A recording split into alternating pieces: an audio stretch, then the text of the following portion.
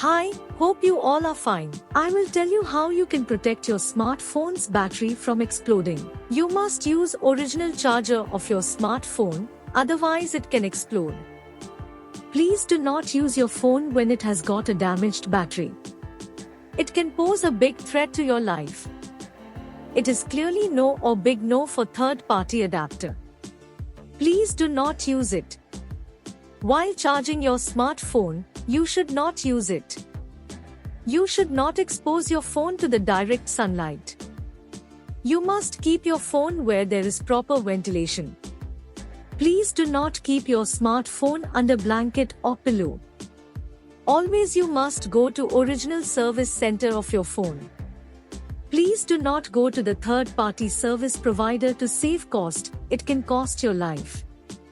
Taking all precaution is good and it can save life.